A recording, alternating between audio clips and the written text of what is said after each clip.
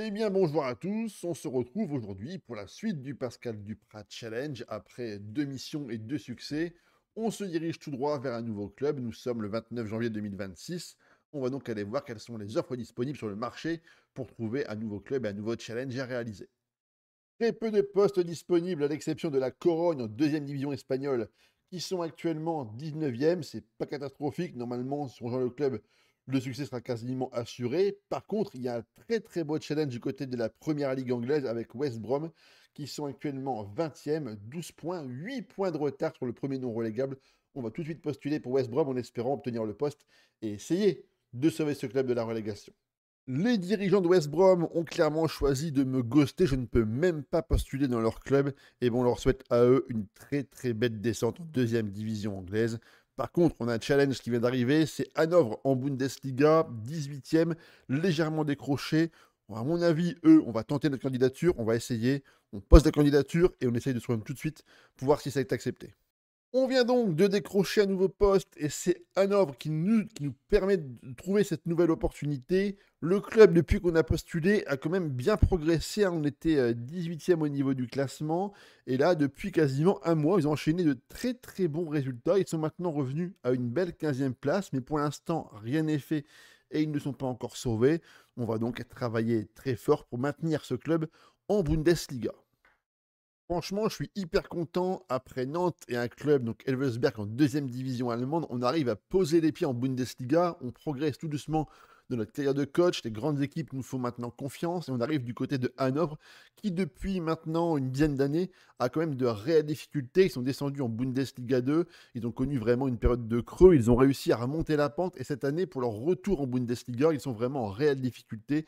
Et on va tout donner. Au niveau de la réputation du club, on est sur un top club. Infrastructure, on est vraiment pas mal du tout. Les joueurs, on va voir ça tout de suite, mais à mon avis, on est plutôt sur un profil de club qui est extrêmement intéressant et je pense vraiment qu'on va pouvoir s'éclater. Alors on est parti pour découvrir nos différents joueurs. Le premier, c'est Enzo Leopold.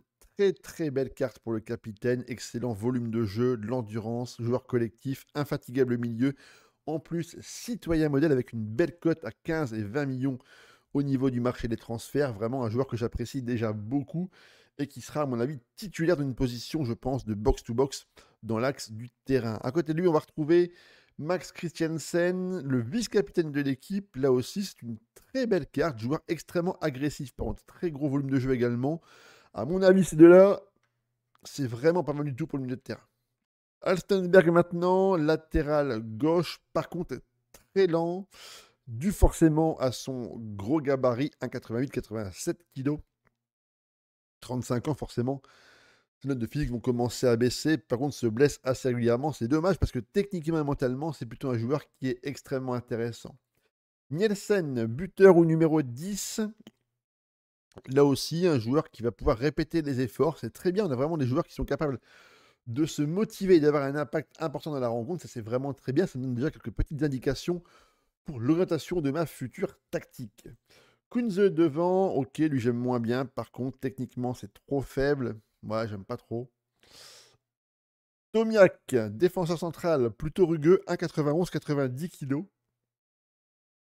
Joueur plus un profil de central excentré. Ok. Bon, c'est plutôt intéressant, assez déterminé. Ok, pour finir, Brooklyn aisé.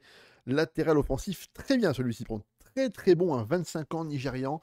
Ça va vite, ça s'est centré, ça s'est dribblé. Lui, à mon avis, côté gauche, il va vraiment pouvoir faire des gravages. Ça me paraît vraiment très intéressant. Très solide, lui, je le connais, hein, attaquant, jeune attaquant italien, 22 ans.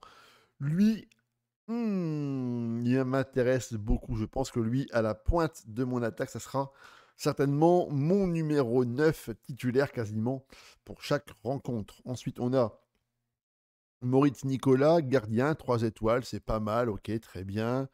Engels maintenant, par contre, j'aime pas du profil, c'est ni bon ni mauvais, c'est vraiment pas terrible du tout. Da Costa, lui, on connaît, joueur qui va jouer sur le côté droit. Bon, il a baissé en niveau, il a maintenant 33 ans, mais c'est un latéral qui est plutôt offensif. Ok, très bien. Seko, un central. Là encore, c'est un japonais qui est, à mon avis, relativement polyvalent et un peu bon partout. Ok, c'est pas mal. Rothschild maintenant, joueur de couloir, plutôt un profil d'attaquant intérieur, il ne s'est pas vraiment centré. OK, ouais, plutôt moyen. Anderwerk maintenant, encore un latéral offensif du côté gauche. OK, vraiment on est bien fourni, hein, du côté gauche. Koulibaly, un central très grand, très costaud, très puissant. Super. Arthur, joueur latéral droit. Pas mal, hein, pour Dacosta, c'est une belle concurrence, c'est plutôt intéressant. Venkov, un gardien. Ouais, ouais, pas terrible. Hollerbach, buteur devant, c'est trop faible. Framberger, trop faible à droite. Celui-ci, devant la défense, c'est pas intéressant. Kelati à droite, ouais, bof, vite fait. Bon, au niveau de l'effectif, on a plutôt des joueurs solides avec de l'agressivité, du volume de jeu, de l'endurance, des joueurs plutôt rapides. Par contre, je n'ai pas de joueurs de côté, je n'ai pas d'ailier vraiment à proprement parler ou de joueurs suffisants au niveau de la qualité. On va donc s'orienter vers un jeu extrêmement axial au niveau de la tactique. Au niveau de la tactique, on va s'orienter sur un style de jeu comme ça, un gegenpressing extrêmement offensif avec le ballon. On va chercher à avoir un jeu extrêmement large, on va passer la balle dans les espaces, on va également chercher à dribbler davantage, on va centrer bien plus souvent, on a de très très bons joueurs devant, donc on va essayer de les trouver dans les meilleures positions possibles. Le rythme des passes, on part sur un rythme normal, de façon à avoir des passes plus courtes et des passes parfois un petit peu plus directes, mais surtout un rythme extrêmement élevé pour amener énormément de mouvements sur les côtés dans la création du jeu. En transition, on va chercher un contre-pressing, on va contrer et on fait des relances rapides et sans le ballon. On va avoir un bloc extrêmement haut, on va aller chercher très haut le gardien pour empêcher les relances courtes. On va s'engager plus et on va rester plus haut pour essayer de récupérer le ballon pour la position la plus haute au niveau du terrain. Et pour le rôle des joueurs au niveau du terrain, un gardien défense classique. Ici, on va avoir, pardon, je me suis trompé, celui-ci sera un défenseur central excentré, une position de défense pour pouvoir écarter légèrement le jeu et pour pouvoir lancer parfaitement les pistons qui vont partir devant. Un duo milieu de terrain de numéro 8 avec Christiansen et Léopold, avec un milieu axial défense qui va rester un peu comme une position fixe pour pouvoir orienter le jeu et amener de la sécurité. Et un box-to-box qui va pouvoir lui par contre monter devant et derrière pour pouvoir multiplier les efforts tout au long de la rencontre. Devant, on va retrouver un milieu de terrain offensif soutien qui va pouvoir combiner avec deux buteurs, un attaquant de pressing soutien, mais surtout devant, un attaquant avancé qui aura comme fonction principale de marquer les buts de notre équipe. Dans l'effectif actuel, j'ai deux joueurs qui pourraient poser problème. Le premier, c'est Nicolo Tresoldi, qui est actuellement très mécontent et qui a un moral qui est extrêmement faible, puisque Nicolo, qui est quand même l'un des éléments clés de mon effectif, aimerait vraiment rejoindre un club qui possède deux meilleurs joueurs. J'ai donc discuté avec lui, et s'il y a une belle offre qui arrive, il pourra éventuellement prendre la tangente en fin d'année, une fois que le championnat sera bien sûr terminé. Le deuxième joueur qui pose problème, c'est Tim Handwerker, un défenseur latéral allemand qui évolue sur le côté gauche. Lui, par contre, aimerait être prêté pour pouvoir jouer plus, mais attention, il va rentrer clairement dans ma rotation et peut-être qu'il va réussir à bousculer l'ordre établi en début de saison. Pour le calendrier, l'entraîneur adjoint, depuis qu'on a postulé, a fait d'excellents résultats. Une très belle victoire 2-1 contre Fribourg, mais surtout deux matchs nuls importants contre Stuttgart et contre Wolfsburg. Mais les matchs les plus importants vont arriver maintenant. Le premier, c'est contre le Hertha Berlin, positionné juste devant nous au classement. Il faudra à tout prix réaliser, encore une fois, une bonne performance à l'extérieur pour essayer d'engranger un maximum de points. Ensuite, on va enchaîner sur le max sur Schalke, qui sont actuellement bons derniers. Là encore, on va devoir montrer qu'on est une équipe qui a les reins solides pour pouvoir se maintenir. Il va falloir remporter, je pense, cette victoire. Ensuite, on aura un enchaînement de matchs extrêmement compliqués. On va affronter Francfort, qui sont actuellement 4e, le Bayern, qui sont actuellement 1er, Leipzig 3e, et on finira par Dortmund, qui sont actuellement bon 2e. On a de très très grosses écuries à jouer. On va devoir s'accrocher contre les équipes qui normalement sont, je pense, à notre portée, à savoir l'Union Berlin, Mainz, Offenheim et surtout Sampaoli. Pour notre premier match disputé sur le banc de Hanovre, on réussit un très très bel exploit, s'imposer sur la pelouse du Hertha Berlin, une très belle victoire 2-1. Notre ligne d'attaque a été absolument brillante, avec notamment Oemi Chen, auteur d'un doublé, très solide, auteur lui de deux passes décisives. Les joueurs ont bien compris, je pense, directement la tactique. Offensivement, on a été très agressif, défensivement plutôt solide. Une défense à 3, mais surtout une défense à 5 en phase défensive, qui a vraiment annihiler la plus grande partie de toutes les occasions de l'équipe du Hertha Berlin. On a surtout été surpris très rapidement en début de match par un très bon ballon dans la profondeur. Bayer vient passer pour Maza qui vient marquer quasiment tout seul au 6,50 m. Nicolas, malheureusement, on ne peut absolument rien faire. Derrière, on va très bien combiner avec Arthur qui est un élément très important, un très très bon joueur offensif. Mon latéral droit qui vient trouver parfaitement Tresoldi puis Oemichen dans la surface de réparation. Et Arthur va encore une fois être un élément important. Sur le deuxième but, il va déborder pour Tresoldi qui va passer pour la frappe impeccable. Ernst est battu. Pour la réception de Schalke, victoire nette et sans bavure sur le score de 3-0. Benedikt Hollerbach a marqué le premier but pour sa saison. Derrière, on a Jonas Oemichen qui vient marquer son troisième but en 2 matchs. Mais surtout, on a Nicolo Tresoldi qui marque encore une fois avec une très très très belle note de 10 pour parachever cet immense succès collectif. Pour cette belle victoire, on a rassemblé tous les ingrédients nécessaires à un très beau succès. Des supporters absolument fabuleux, une tactique bien rodée, un pressing extrêmement intense qui a mis à mal les joueurs de Schalke 04, mais surtout une ligne offensive qui a été vraiment très très intéressante. Tresoldi a vraiment été un joueur absolument magnifique. On conclut ce très beau succès d'ailleurs car c'est une très belle frappe qui vient placer en pleine lucarne du gardien, un très bon relais du deuxième buteur et une frappe absolument stratosphérique. Après nos excellents débuts, le retour à la réalité est parfois un peu compliqué contre le Bayer Leverkusen entraîné par Roberto De Zerbi. On s'incline 3-0. Tactiquement, c'est extrêmement fort. Les joueurs intrinsèquement en face ont été nettement meilleurs que nous et ont des qualités que nous, malheureusement, on n'a pas. On s'incline 3-0. Un but de Granit Xhaka pour l'ouverture du score. Ensuite, un but de Patrick Schick et le joueur suisse vient parachever ce très très beau succès à domicile pour l'équipe du Bayern. Victoire nette et vraiment sans difficulté 3-0. Contre le quatrième de Bundesliga, on n'a pas blagué. On a été emmené par des joueurs latéraux aujourd'hui qui ont été très brillants. Arthur et Brooklyn Eze ont été vraiment des joueurs très importants dans le déroulement de notre jeu sur le terrain. 8,4 pour Arthur et 8,6 pour Eze. Auteurs tous les deux de très nombreuses passes clés et surtout de 2 passes décisives. Le point négatif tout de même, c'est que dans la rencontre, on menait 4-1 et à partir de ce moment-là, j'ai senti mon équipe qui faisait preuve d'une très très grande suffisance. Attention pour les prochains matchs à ne pas non plus prendre la grosse tête et penser que lorsqu'on mène au score, le résultat est forcément assuré parce que la rencontre aurait pu parfois prendre une tournure extrêmement différente. Nicolo Tresoldi a encore été une fois élu homme du match. Il était vraiment un joueur important au niveau de la ligne d'attaque et surtout un joueur extrêmement important dans le jeu de tête et dans le jeu aérien, notamment lors de longs ballons dégagés par le gardien. On marque le premier but et ensuite on est rejoint au score sur un très bon débordement de Bruyne qui vient trouver facilement Uskovic quasiment sur la ligne de but pour l'égalisation. Ensuite, Eze va déborder, centrer en hauteur pour Tresoldi qui est devancé. Et c'est Arthur qui vient balancer une grosse frappe détournée par la défense centrale. On reprend l'avantage 2-1. Ensuite, sur le pressing extrêmement intense, on a Hollerbach qui vient subtiliser la balle au défenseur et qui vient glisser la balle au-dessus d'un Kevin Trapp qui finit malheureusement pour lui absolument médusé. Cette petite frappe piquée. Tomiak va ensuite accélérer côté droit pour Arthur en relais pour le centre pour Tresoldi qui vient frapper au premier poteau pour le but du 4-1. Et en fin de rencontre, on va prendre un but sur une très belle frappe de Nkunku qui vient balancer un véritable missile dans la lucarne de Nicolas.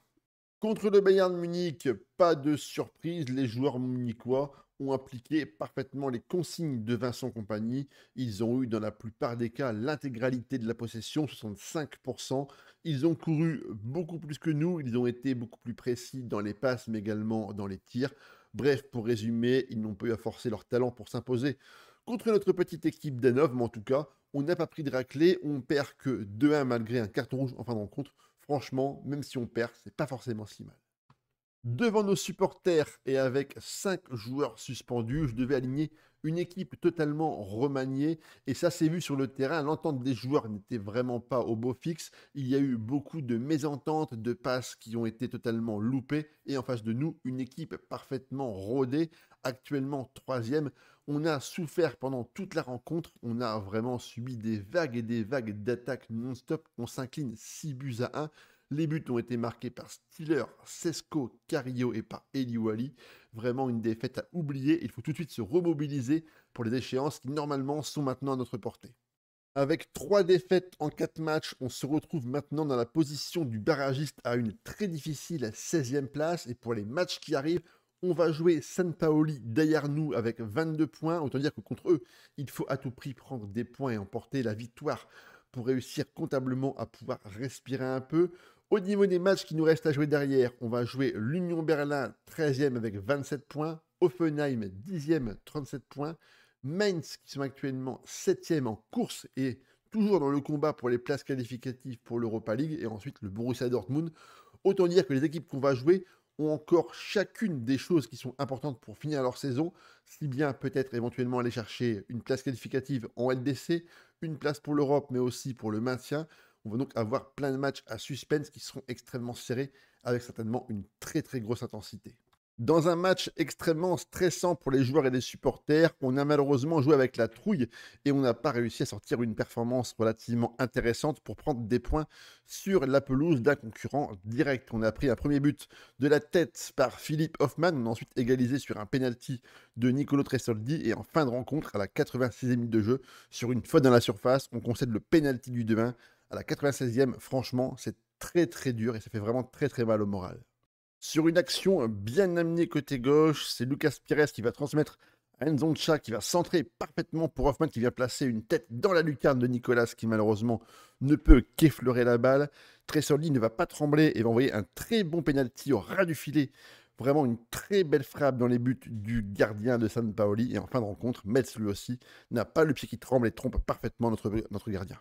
À la maison, devant nos supporters, on avait pourtant coché ce match sur le calendrier. On avait à cœur de prendre des points pour essayer comptablement de sortir à la tête de l'eau de cette place de barragiste. Malheureusement, le match ne s'est pas déroulé comme on le pensait. À la 28e minute de jeu, on prend un premier carton rouge par Arthur qui fait un geste absolument incroyable et inadmissible sur un terrain de football. Et en plus de ça, à la 56e minute de jeu, Max Christiansen prend lui également un second jaune et on a fini la rencontre à 9 contre 11.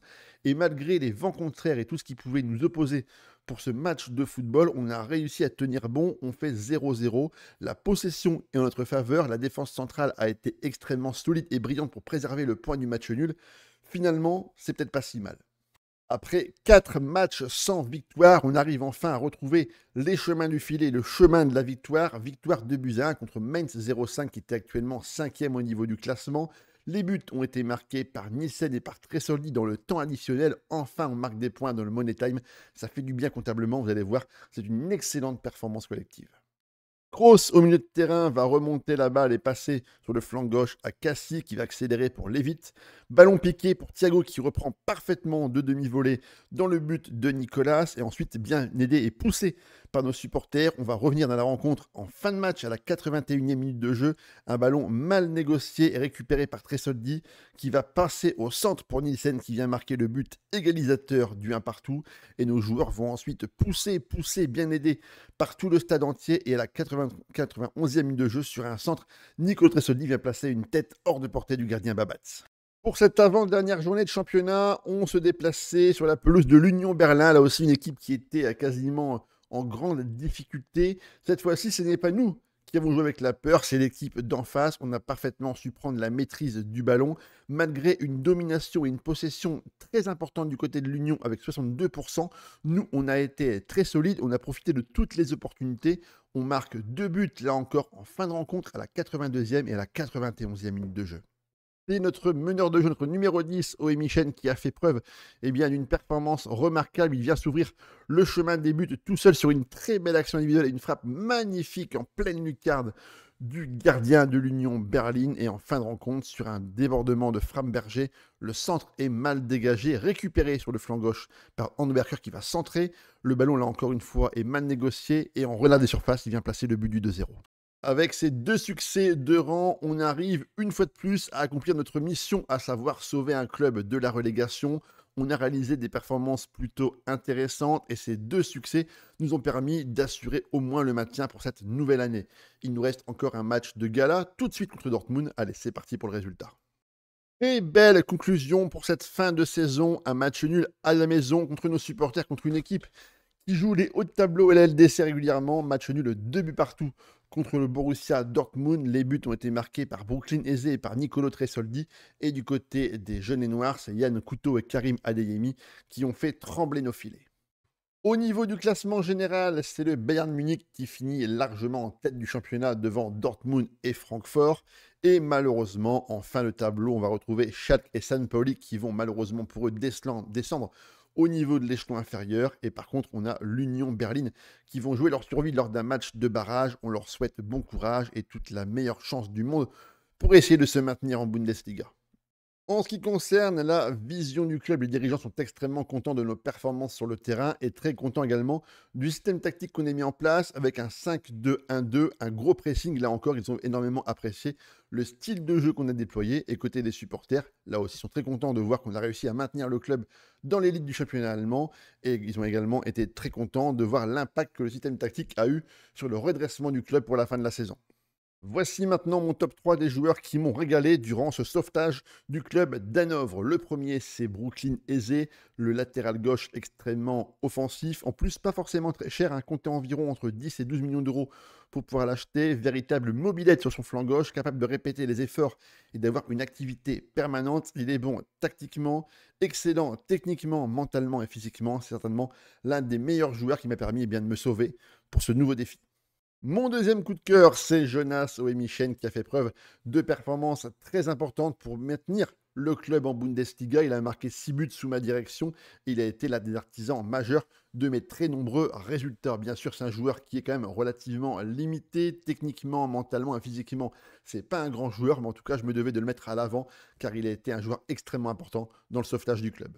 Et enfin, pour finir, le petit génie de mon effectif, Nicolo Tresoldi, la petite pépite italienne, qui a été là aussi un joueur extrêmement important, qui a marqué de nombreux buts, qui a participé en faisant de très nombreuses passes décisives. Vraiment pas sûr que les dirigeants puissent le conserver pour l'année prochaine. En tout cas, moi j'ai adoré ce profil de joueur et je lui souhaite bon vent dans la suite de sa carrière.